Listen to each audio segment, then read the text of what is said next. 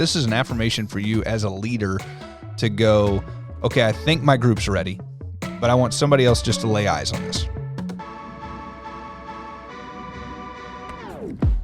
Welcome to the D3 Discipleship Podcast, a podcast about the language and tools that help to create a culture of intentional discipleship in your church. We are excited that you're joining us today and hope that you enjoy what you hear. Well, hey, everybody, and welcome back to the D3 Discipleship Podcast. My name is Ray, and alongside me is my co-host, Katie Ketzner. Hi, guys. Yeah. Welcome to fall. It's here. It's fall now. It feels like it, doesn't it? No, it finally literally is fall. Oh, it literally is fall. Literally is fall. When now. was that? When did that happen? This month is September 21st. Okay. I think. Cool. Yeah. We're there. Very excited about Yeah. it. Is that like your favorite season? Yes. Yes, my wife as well. In fact, we had a conversation last night that our fall stuff has not come out yet. And she was like, I'm a month behind. Yeah. And I'm like, I'm sorry. Yeah, mine's been up for at least 3 weeks now. Yeah. I didn't even cur. We have, I think, 4 tubs of fall stuff that comes out of the basement every year. So I didn't have a lot of fall stuff, but yeah. I went shopping. There you go. Yep. And got a bunch of stuff. Decorate. Cody's like, what? How much did you spend? Don't worry about it. Did fall throw up here? It did. I had no fall stuff. Yeah. I had to. That's all right. Yeah. Got to match it. Exactly. Yeah. Yeah. So super excited about that. Bonfires. Yeah. Ooh. All the things. Yeah. There is something special about fire. Huh? There's something special about fire. Yeah. Like it's just a cool like thing. the first night or morning that I walked outside and I was like, what is that? It's fall. It's crispy. It's crispy. I love it. It's crispy. Yeah. But, well, cool. Well, the purpose of our podcast is not to talk about fall. Not to talk about fall, but we could totally do a whole podcast on fall. But it is to coach and equip you to lead your best in discipleship. And this week we are hitting on what?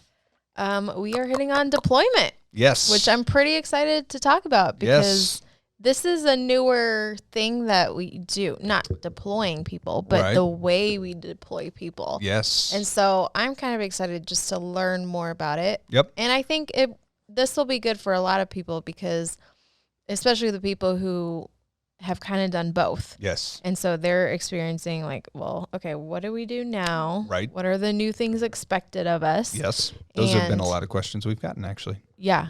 Well, I've had one even this week. And she's a pretty high up in the discipleship game. And she's like, I guess we have to do this now. High up. She's an OG. Yeah, there you go. All right. But cool. Yeah, I think it will be good for a lot of people. Yeah. Awesome. So here we go. Let's jump in. So just to review, going back to the basics, which is our series right now, we're talking about the 4 pathways of the discipleship pathway, or the 4, sorry. That's funny. The 4 phases of the pathway. There you go. So the first one was stories. Yes. And kind of basically just getting to know everybody. Right. Get your group, comfortable with each other. Yeah. Share stories. Building that relational equity. Good stuff. Yeah. And the benchmark is abiding. Yes. And then we move around, because this is a square, we move around the corner to the next phase. We're laughing because we forgot to mention that in the first episode. Few times. Yeah. But anyway. The second phase would be transformation. And this is where we are learning our ninja discipling with our tools. Yep. And then kind of showing what the tools are and seeing the transformation that comes from just being in the Word and listening to God. Yeah, it's the fun part. Yeah. Yeah.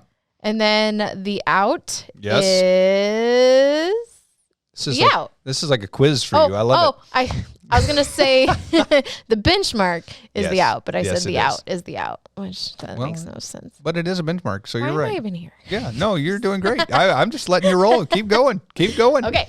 And then the third phase, which is what we talked about last week, which is competency. Yes. And this is where we are now having them walk alongside us and do what we have done for you, like learning how to get them to lead. Exactly. And the benchmark for this is finding people of peace. That's right. And like we said last week, basically once they're finding people of peace, like this next phase, it's just going to go. Yeah. Super quickly. That's right. It's like 1 or 2 nights or weeks. Oh. Yeah. Oh my gosh, I didn't even It's think super about fast. that. Yeah. Okay, guys. So if you like we said, it's a square via the shape, but really the reality of time would not make it a square, right? So our last little part of deployment here that we're going to talk about today is like this super short little, just there in the bottom. And even though it's short, there's still quite a bit that goes into deployment. There is. It's not just okay, you found people, now bye. No. Please leave. It's not a handshake and a how do you do or see you later or whatever. Exactly right. Yes. So do you want to tell us a little bit, like, how does this new process work called deployment? Yeah. So the way we have done it in the past was that it was kind of like everybody would get together and just kind of have a final conversation, a final, hey, we did this, way to go. And then they would step out and hopefully lead a group. As we talked about last week, though, the idea was that we would deploy them or send them out, and then hopefully they would spend the next several weeks looking for people of peace to then start their group again. And so what we kind of tried to do or alleviate from that is, hey, what if we were looking for people of peace before that? And so they, as you mentioned, they've already started doing that. Mm-hmm. But then now, what if we make this send off like a really big deal? Because it is a big deal. And so we actually created a thing called a deployment party. And so the idea is that we have deployment party reps, which are people that have kind of led multiple groups or are kind of campus leadership that would come in and actually kind of just ask some questions of the people in the group. So it's not like a pass or fail test or anything like that. It's just kind of an affirmation of... Listen, it feels like it. When I went through it, I was asking my leaders, I was like, what are they looking for? Yeah. What do I need to say? Exactly. What's going to make me not... Well, actually, I didn't want to be deployed, honestly. Yeah. So I was like, I was asking for the wrong reasons. There you go. What can make me stay? How can I stay in discipleship longer? And so the idea was, create this party atmosphere of like, this is a celebration. This is good stuff. I will say majority of the groups, men and women, have tiers of some kind. Mm-hmm. Like, you've put a lot into this. And so you get to the end of it and it's like, man, this is a separation from these folks that I've really spent a lot of time with and walked through a lot of deep things and hurt or we've celebrated things together or whatever. And so it's like, it's a really cool just moment in time to get to be a part of. And so, but from that standpoint, we'll talk a little bit more here in a minute about kind of what a deployment party looks like. But really, again, it is affirmation for you as the leader. So we have leaders listening, right? Like this is an affirmation for you as a leader to go, okay, I think my group's ready, but I want somebody else just to lay eyes on this, right? And so our deployment party reps come in a way of like, hey, this isn't a pass-fail thing, and also asking the right questions just to kind of draw out, hey, what in this past 8 to 12 months, or however long you've been together, what have you seen the Lord do ultimately is the questions they're asking. Mm-hmm. And so we've created certain questions that just kind of draw that out of the people in your group. So it's good fun. Sorry, I keep like smiling as you're speaking. Not trying to be weird, but like, I just hated it. Oh, no. It's like bringing back terrible memories of like PTSD. Yeah. Like, I don't want to go. It was so sad for me. Right. But it's a good time to look back and reflect on like, look at where you were. Yep. Look at where you've been and where you've come from. There you go. And like, it's a good affirmation time of like, here's what I've seen happen in you, and like, now go and do that for other people. Exactly right. So, yeah. And I think a lot of people, bittersweet. Yeah. When we shifted it over, I think a lot of people felt like, oh man, I've got to like do a quick study all night so I don't mess up anything and all these, and none of the questions that they're going to ask are pointed like that. Right. It's not like so anyway, yeah. It's more of a personal, what have you experienced is kind of what we're drawing out. Yeah. Okay. So how do we know when the people in our group are ready for deployment? Yeah. So this is the opportunity for you, like, again, a leader who's listening. Okay. So how do I know people are ready? Well, I think one indicator of, hey, my group is ready is time. So what I mean by that is, have you gone to the point of like you've been doing this a year, right? 12 months, maybe 16 months. Like time to get it might be time to start considering, like we're gonna land this plane, right? But here's the other thing is, and this is kind of just a practical one. If you've covered all the tools, right? Like you've made it all the way around the pathway and you've done everything, then that's a practical, hey, it's time to. But again, that's where we say, your group's going to go 8 to 12 months, maybe more, but shouldn't go any less. Because really, if you walk through our pathway step by step, you're still at 8 weeks or 8 months, excuse me. And so in that, if it's like 6 months, hey, we're ready to deploy, you're probably not. You're probably not ready to deploy, right? Because you haven't fully gone through the process from just a practical week by week standpoint. Does that matter, like with how many people are in your group? If you're only discipling a couple, will it go faster? It might go a little faster, but where you're going to cut people out is you're going to cut people out in stories, and then you're going to cut people out in competency, right? So those two phases, if you will, would be shorter. But your transformation, really, you're still teaching all those 10 tools, so you're going to spend that amount of time together. Okay. But it'll be close to 8 months still if you're really seeing transformation and different things like that. So, but yeah, so time is one factor there. And then the other is just the reality of, okay, is my group, have they improved from where they were, right? So if you haven't seen any change in your people, then there might be this season of like, I'm going to have to go back and have more conversations or walk through more tools, right? Fun. But yeah, right? Yeah, that's always fun. But at the same time, like if you've seen transformation, and we talked about this 2 episodes ago when we talked about transformation, like transformation for some people is not this big radical, life-changing, huge move, but really transformation can be small steps that they're taking or small steps that they have taken to where they're now in this place of like, just they're closer to Jesus than they were. Yeah. Right? And you have to, and like we've mentioned before, it's, some people, you're going to see a lot of things that they could and should change. Right.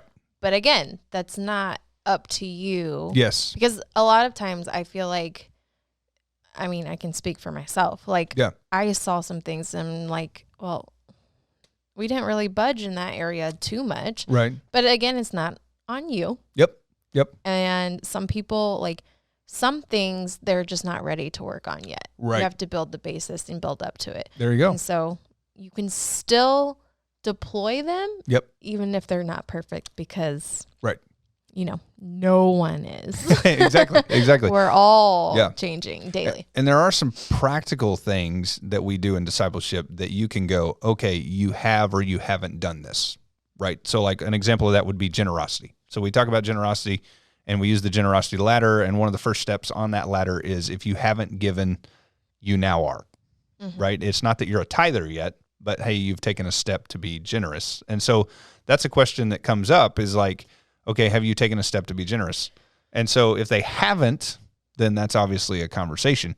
But if they have, then there's a step of transformation. Again, they're not to the point they're a tither or even a full life, whole life generosity type person, but they're at least taking steps. So they're moving towards that. But stuff like that, yep. I might be playing devil's advocate. Go for it. You said last week you like doing that. I love it, but I also don't want to be a jerk and make everybody's life harder. No. But okay, so we hear in sermons that like that generosity is not a salvation issue. Right. So when it comes to things that are not salvation issues, do we have a right to say, hey, you're not doing this or you're not moving in this area, so sure. I'm not going to deploy you? That's a good question. Yeah. Ooh, that's deep. I know. I didn't want to do it to you, Ray. But no, I think it's great. Yeah. So I think there are some practicals of like in discipleship, again, we're trying to point them to be more like Jesus. So one of the things is that Jesus would be a generous person.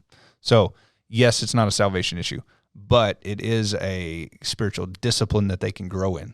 And so have they taken a step to do that? Right.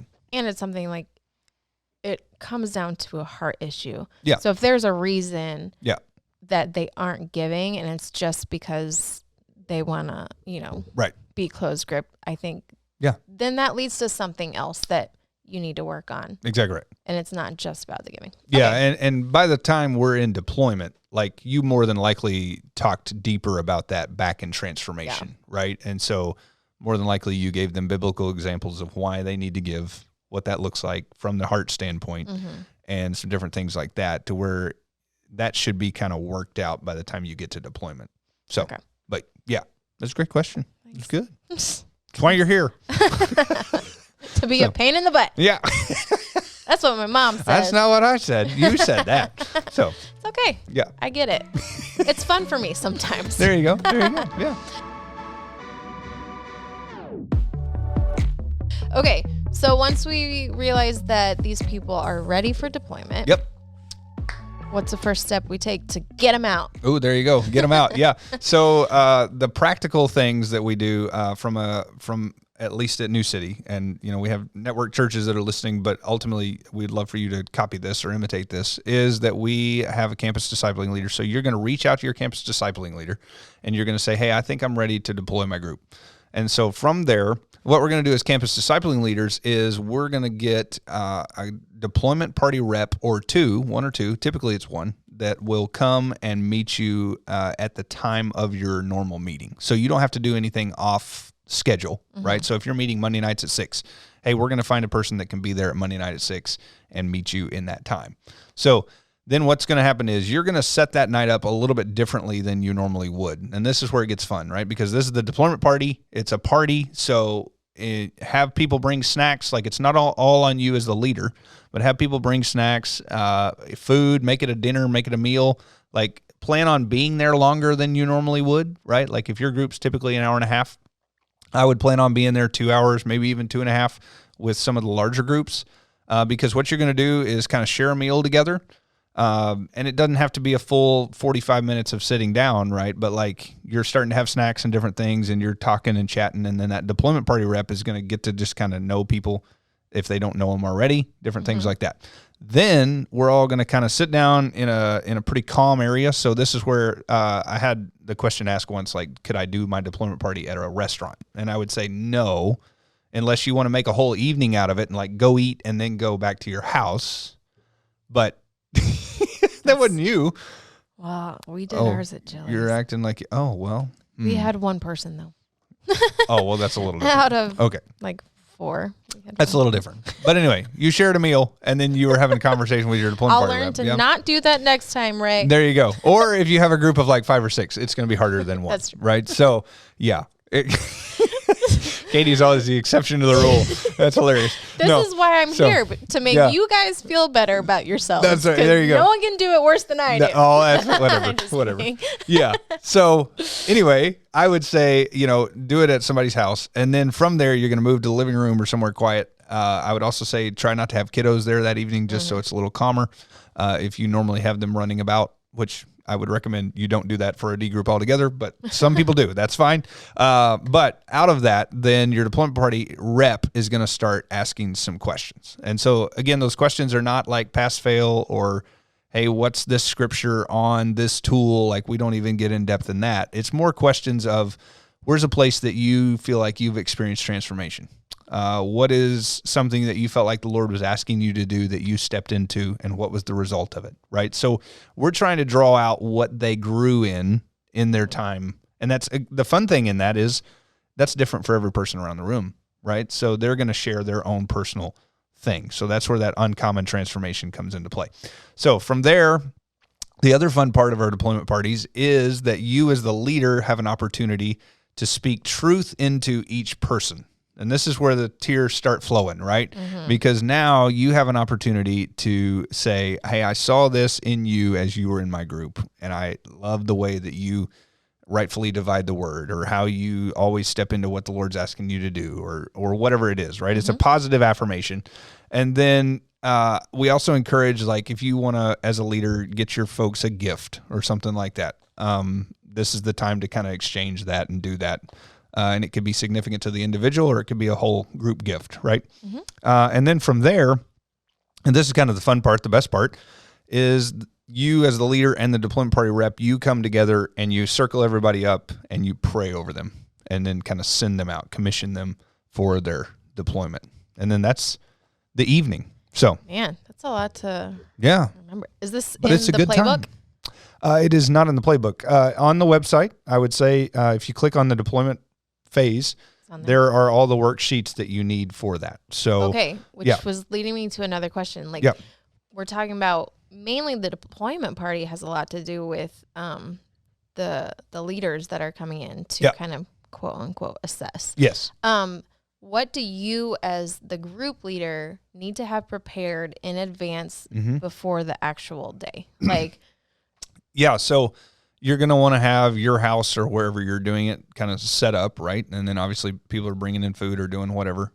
Or if you as the leader want to take that on and do it all for them, like do it for your group that one night, or even everybody pitch in $5, cater it in, however you want to do that, right? So that's the one thing you need to set up. But then the other thing is you need to be ready to share those affirmations for each person. I would recommend not doing that on the fly. So write a letter. Maybe a letter or even just a short note to each person, and you could read that. The funny thing is, like, again, tears start flowing, and then, people get messed up and can't say whatever they want to say, and they're just like, I love you, and that's, and that's like the extent of it, then, there's more you could share with them, right? Yeah. So if you're prepped and ready. And then the other thing is just helping your folks and being ready to take those next steps of what they need to do next. And so you are deploying them on that evening, but you're not like hands washed, I'm done with you, But you said on the website there are like worksheets. What are those worksheets? So if when you as a leader go on the website, you click on those buttons, a couple things you're going to find is like there's one that's how to set up for your deployment party. Okay. So it's kind of the idea of like it says on there, don't go to a restaurant, different things like that. To be fair, we got our playbooks soon, like right before we deployed. Guys, you don't have to defend yourself. It's changed since you deployed. No, it's changed since you deployed that person, right? Has it? Maybe not. Anyway, so that kind of helps you of just the environment of the room, the situation, what that looks like, and then also it kind of tells you like what gives you examples of the questions that the person's going to ask that's coming in, so that you kind of know. But I would say like also don't do a lot of preparation with your group of like, these are going to be the questions, be ready so that you don't fail, or like that just gets scary. And so it's more like you as the leader just knowing here's what to expect from the questions. So when the deployment party rep asks 2 questions and then you're sitting there going, well, how many more are there? Well, we give you this list so that hey, there's going to be a lot of questions, right? I was going to say, to be fair, this knowing your flock also comes into play because me and some other people I know, like we need to know what's happening. Right. You cannot just be like, just show up. It's going to be fine. You're going to be fine. I don't care how many times you tell me I'm going to be fine. I need to have an idea of what is going to happen. Yes. So even just saying, hey, you will be asked about your transformation. Yeah. And like, what God has done in your life. Exactly right. Keep it simple. You don't have to give them all the deets, but. And there are some of the questions that are geared towards the group in general, right? So it's a general, like an example of this is a general question to the group of like, hey, did you guys do an out? What did you do? Mm-hmm. And I think there's even, do you know what an out is? Like that's kind of the question. It's worded better than that, but it's like, do you guys know what an out is? Did you do an out as a group, right? And then that's only one person in the group answering. That's not the leader that would say, oh yeah, an out is this. And then we went and did this, or we did this, or whatever. So, so there's general questions to the group, and then there's individual questions that everybody has to answer.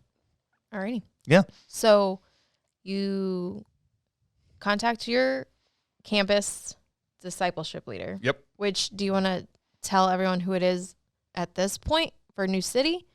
Or how do they find that out if they don't know? You can go in the resources page on the website, and everybody's name is listed there. Okay. And if you click on it, there's actually a link to their email. So fancy. We are fancy around here. Yep. And so that's a great way to do that. Also, if you don't know, you can ask your campus pastor. If you're at New City, they'll point you towards who that is. Because actually, we are now at a place, I guess Edgerton Casey has stepped into that, but they're about to have somebody new And so that's kind of why I was hesitant of like when you were like, who are they? But they'll be updated on the website whenever. I was going to say it could change listening. in a few years, you know, so I understand that. Okay, so you have your deployment party. Everything's finished. Now what? Now like you what? said, you don't just drop off the face of the earth. Yeah. But also, like, what happens after? Well, you're done. No. Okay. I'm just kidding. No. So what's happening next on that is a couple things. So for our people who are being deployed, there are 4 places that we want them to go or be a part of. And actually, we did a podcast on this back in the summer. But the 4 places that we want you to go are to maybe lead another discipling group. Like, that's our ideal win. But the other one is now we have people who have gone through discipleship that are speaking the same language, know our methods, right? So, hey, there's opportunities for you in other places at New City as well. So the other places that are available for you are to be now a city group leader. So to be teaching and leading a city group, whether you're looking for people of peace for discipleship, or that's like, I'd rather do a large group open setting than a closed D group setting, right? So there's that opportunity. Then the other opportunity is that you're leading a team at New City. So something we do here is that you have to have gone through discipleship to lead at a certain level. So if you're leading a team of people, you have to have gone through discipleship. But now you have the opportunity to do that.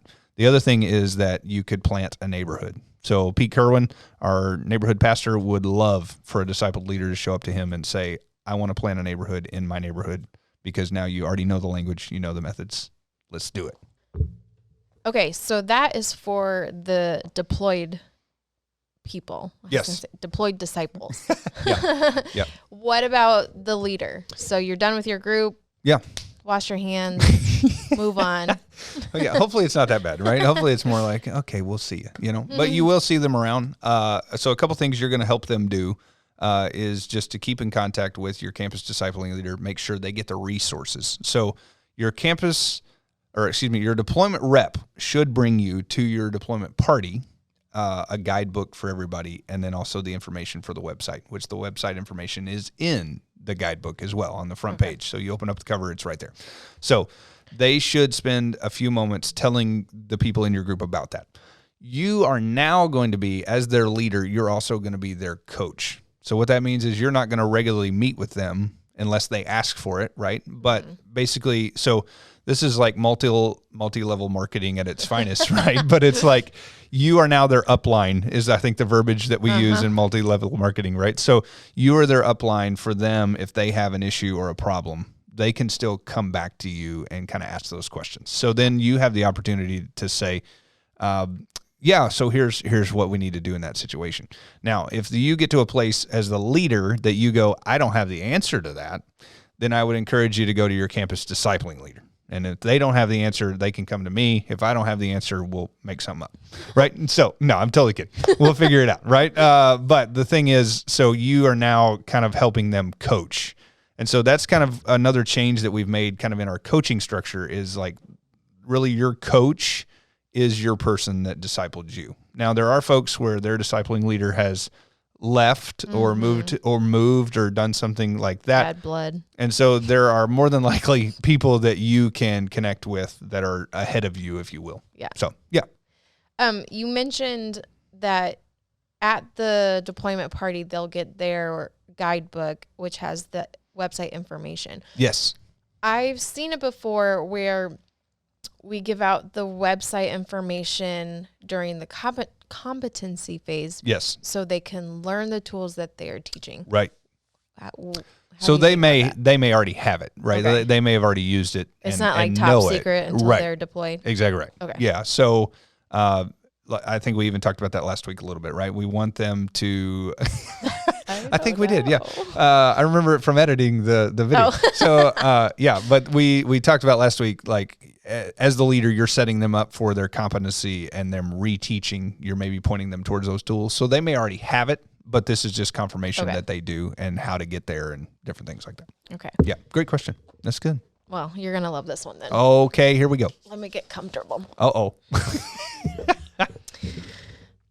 What if Oh, you no. have people who do not get deployed? Yes. That's a hard one, Ray. It is. It is. So here's a couple things. All right. So what I'm learning in this, because if you would ask me this a year ago or a year and a half ago or 2 years ago, even, like, I would have maybe a little bit different answer. But here's what I'm learning in that is that there should be no one at your deployment party that is surprised that they're not being deployed. Yeah. Right. So in other words, if they're not being deployed, they probably won't be at your deployment party. I was going to say, I didn't have any of them. Right. So they actually won't be there. So there shouldn't be anybody that comes into that and it's like, oh, actually you didn't make it. Yeah. You know what I mean? And so Awkward. we've already had that hard conversation. And so that happens that's where I say, we come out of competency and it may be a week or two is like, you're going to have those conversations with your folks who aren't ready. Now, why would we not deploy somebody, right? That's a question you didn't ask, but I think you were about to. So why would we not deploy somebody? Well, the number one thing would be that we haven't seen any transformation or change in their life. And that's another thing too, is like, I think as we're learning more about how to do this and we've kind of systemized it a little more, is that most of our folks are not making it that far. Okay. That's helpful. To get to the point of going, well, I'm just really questioning whether I'm deployed or not. And what I'm also seeing is like a trend is that they typically know that they're not ready to be deployed when you get to that point, which makes that conversation easier, right? Which is nice. I mean, it's not a nice scenario or situation, but it makes that conversation easier, that they're aware that they haven't submitted to the process. They haven't seen transformation. They haven't, and typically transformation has become a season now or a phase where they're typically going, I don't want to do this by that point, where it's not where they've even made it even to competency or deployment. Okay. So, yeah. What if they feel like they've seen transformation and then you have that conversation and you ask, okay, well, what has your transformation been? And if they say something that you do not see. Yeah. How do you handle that conversation? Ooh, that's a fun one. I know. Right? That's going to be a truth hard conversation. Listen, you say that, but that doesn't give me any kind of answer. No. I don't. Yeah. Give me words. Okay, I'll give you words. Yeah. So I think if they're stepping into that and they're saying, well, I feel like I've seen transformation here, right? I think somewhere. Well, I don't. Yeah. So scripturally, I think we can say, okay, what is the fruit of that? Maybe we're not asking them that question, but we're thinking it. Like, what is the fruit of this transformation that they're seeing, right? And so are you seeing that?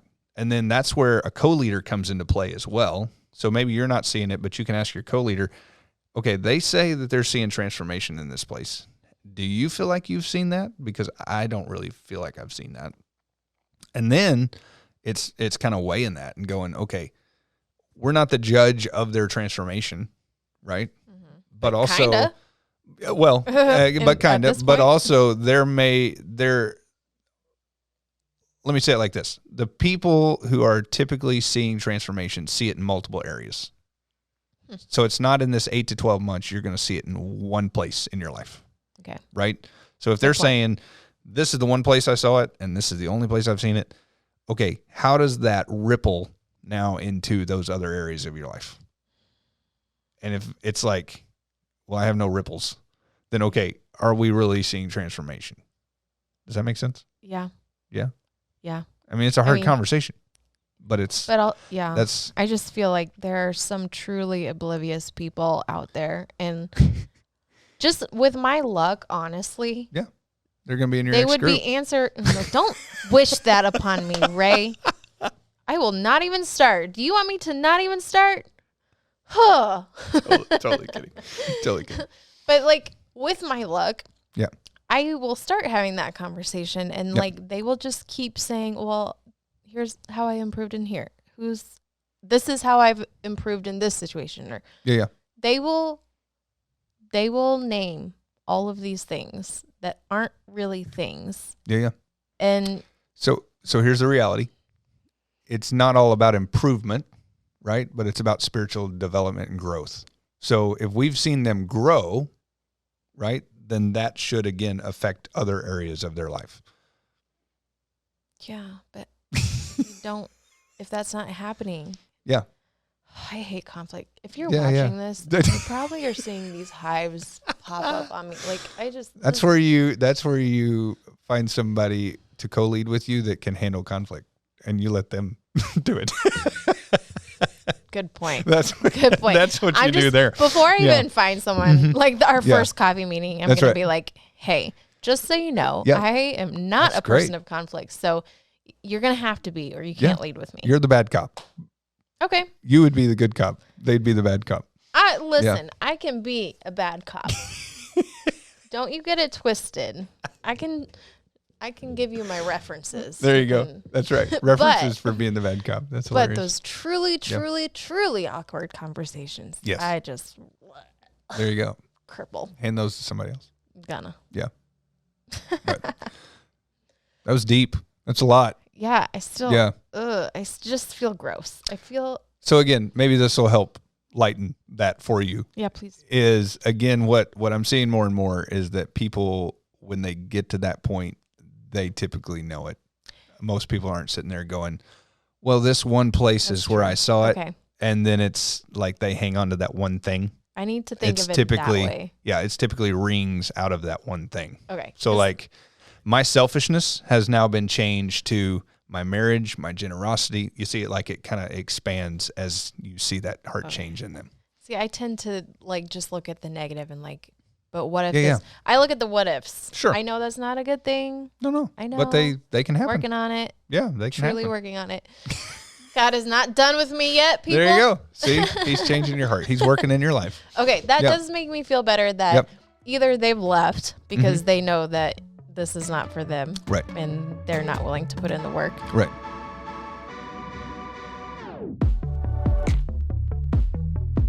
Okay, so I had a conversation just this morning, actually, about somebody asked me the question, okay, what if somebody in my group doesn't want to sign the covenant? Right? So this is like, we're talking about the very beginning. Yeah, we're talking about the very end today, but this is talking about the very beginning. But what I told them in that is if that person is not going to sign the covenant, you're going to see a pattern of that as you go through the rest of the group, right? And so again, this goes back to people of peace and what we talked about last week is finding those people that are going to be reciprocating what you're asking them to do and what you're asking them to step into, and actually ultimately what the Lord is asking them to step into, right? Mm-hmm. But I told him, I said, I would be hesitant of inviting that person in. And obviously, if you're not going to sign the covenant, we're going to have a conversation about you not doing this right now. Yeah. So it again shows and begins to show their heart. Could that heart change? Yes, perhaps. But if they're not even willing to sign the covenant to be a part of this, then they're not going to do anything. We probably need to pump the brakes on that person. Yeah. What would be the reason, or what was the reasoning that this person didn't want to sign? Well, so that was part of the conversation. Was okay. For me, the first question I would ask them is why are we struggling with signing this? What is the thing that's holding you up? Right. Look, I can do this after all. It can be time commitment. It could be, there's something in there about generosity and our hearts changing towards generosity. There's things about serving. Like, what are the things that you're seeing that you go, I can't do this? And then let's figure out and have the conversation about that. But anyway, all that to say that there will be opportunities way before deployment that you'll know that. There you go. You both will probably know. Yes. More and more, as we have, again, brought the pathway in, it has helped us to see more points to eject, if you will, before deployment party. Okay. So, yeah. Okay. And that's where that timeline has probably shortened a little bit for deployment too, is like, hey, now this is only a couple weeks because we're just celebrating everything we did. Yeah. Yeah. Okay. So. Cool. And then they're gone and you still get to see them, hopefully. Yeah. Throw some hugs and all the things. And then they go off and have babies of their own. That's right. Hopefully. Yeah. I mean, that's the point of it. Yeah, that's the point of it. Yep. Go do this. Yeah. J.T. English in his book, Deep Discipleship, he actually says, you have not truly been discipled until you've discipled somebody else. Whew. That's hard. Oh. Huh? Yeah, that's deep. Yeah. Interesting. It's good stuff. It's a good book, by the way. Anyway. Plug for JT.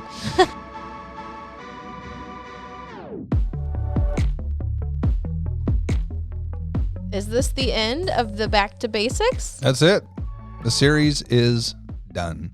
Man, Yeah, I think this is a pretty good series. I think so. I think so. So what are we going to be talking about next time?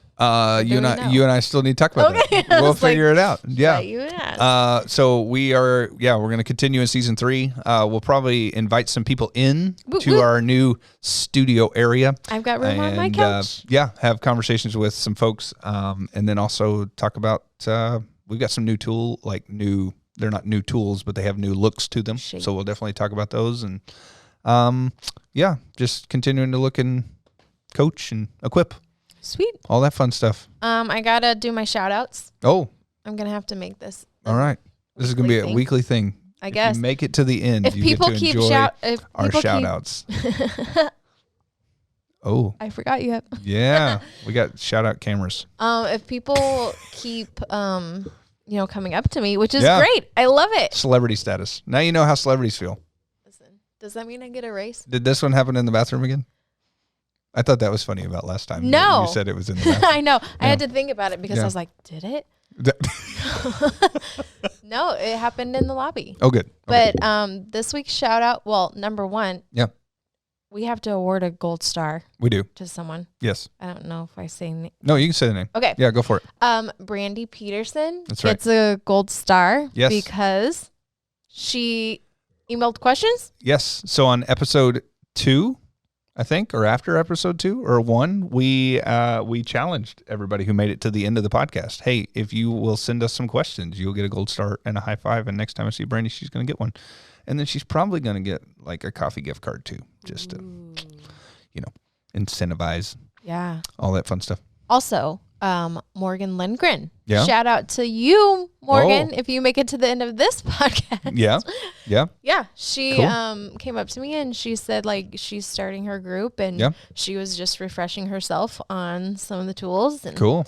She said that, I might be embellishing, but paraphrasing a little bit. But she said that I was super amazing and like the funniest person that she's ever heard. Yeah, yeah. And she comes to listen to the podcast just for me. There you go. Well, way to go.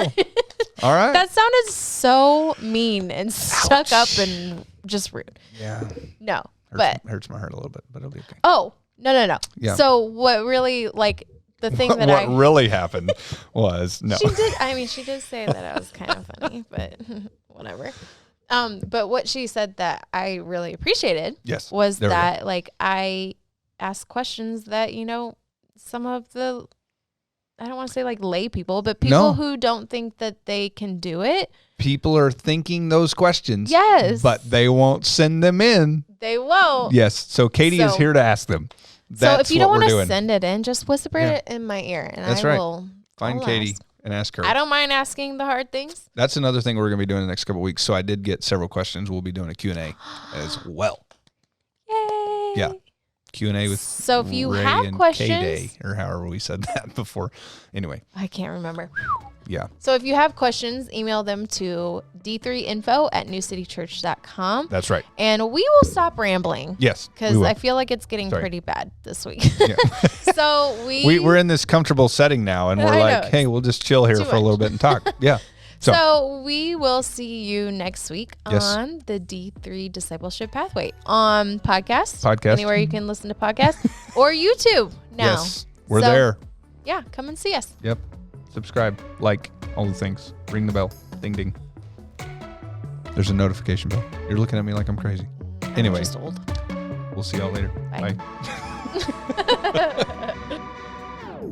Thank you for joining us today. We hope that today's information was helpful and useful for your discipling journey. We would like to encourage you to subscribe, review, and share on social media. If you would like more information, check out d3pathway.com.